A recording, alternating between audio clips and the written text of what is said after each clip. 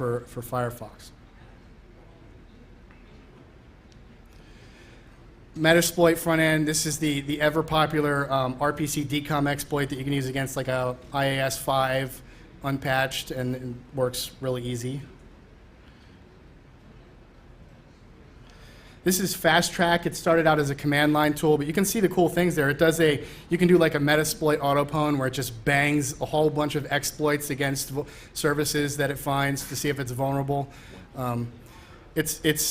Yeah, if you have like an XP Service Pack 2 or 3 box, this isn't going to work against it, but I mean, if you have something older, it'll find. If you run this, for example, if you run this against like Windows Server 2000 with Service Pack 4, but no further updates after that, it'll give you like 5 different shells. So, I mean, it's pretty cool.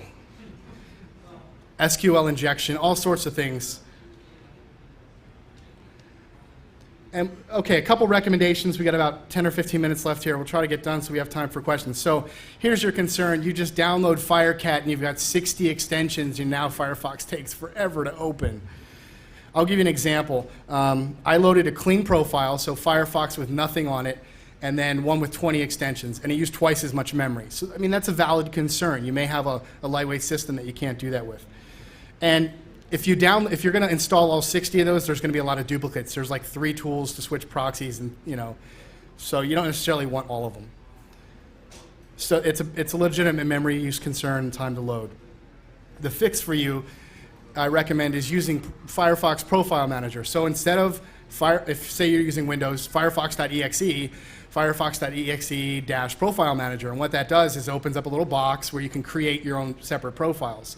So you could have an everyday profile that you use the web for, and then you could have a profile that uses for pen testing that you have more extensions on. So, and then just install those that you only use on a regular basis.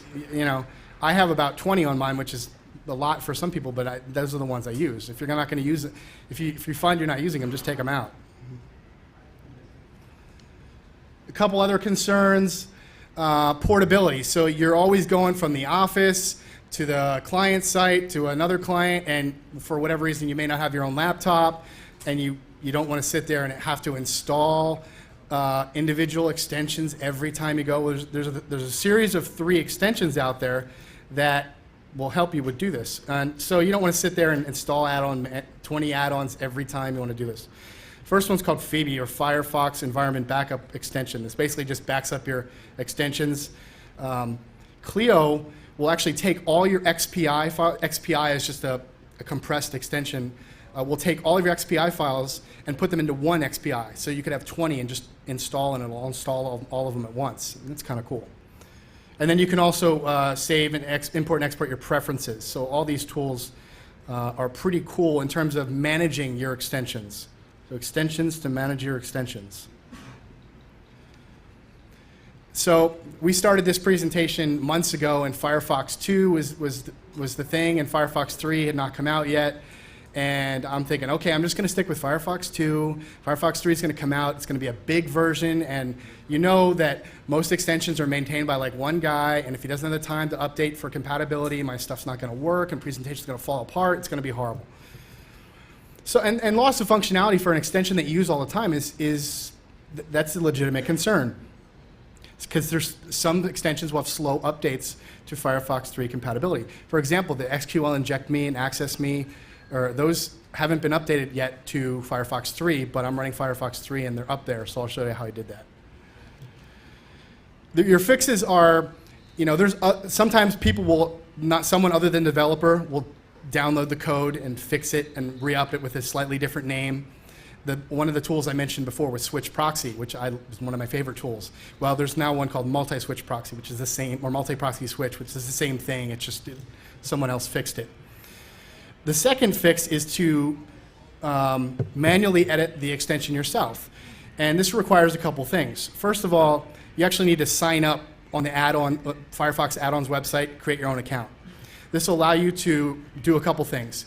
If you try to download an extension if you say you have Firefox 3 and you try to download an extension for your laptop that isn't compatible, it's not going to let you. The box is going to be grayed out. If you sign in, you can click on Ignore Version Check, and then it'll let you download it in any compatible version. So you download the XPI file. Like I said, the XPI is actually just a compressed, it's just a zip file. Open up the XPI, edit max version in the file install.rdf, update the archive, and install it. And I'll give you an example here. Also, keep in mind that not all extensions are official, and when you sign in, you also have access to what are called experimental extensions, ones that aren't officially approved by Mozilla yet, so that may give you access to those. Now, keep in mind, there may be reasons why they're experimental, but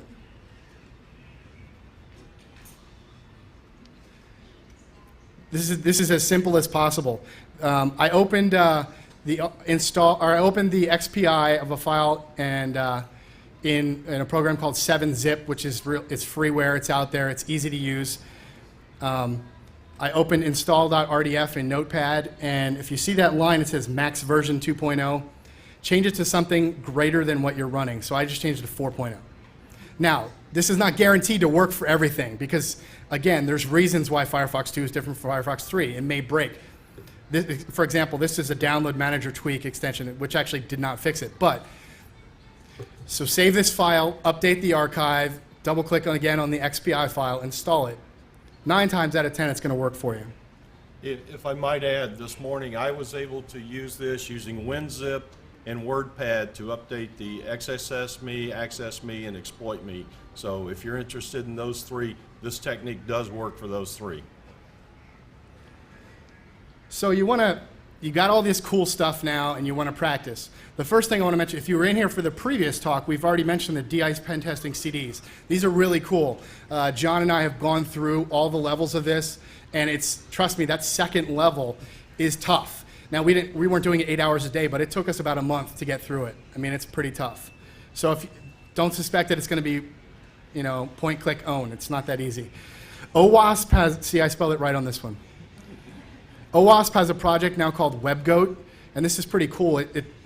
It's a lot easier. You don't have to download as many things. It just downloads Apache Tomcat and a few other things, and it allows you to walk through. Pretty good tool. Again, it's mostly web-based stuff.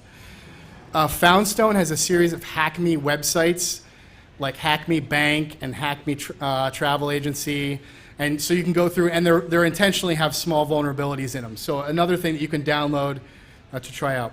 The Pentesting CDs I already mentioned. Some people like VMware, set up a server with a bunch of VMware images running on it and use that as your targets.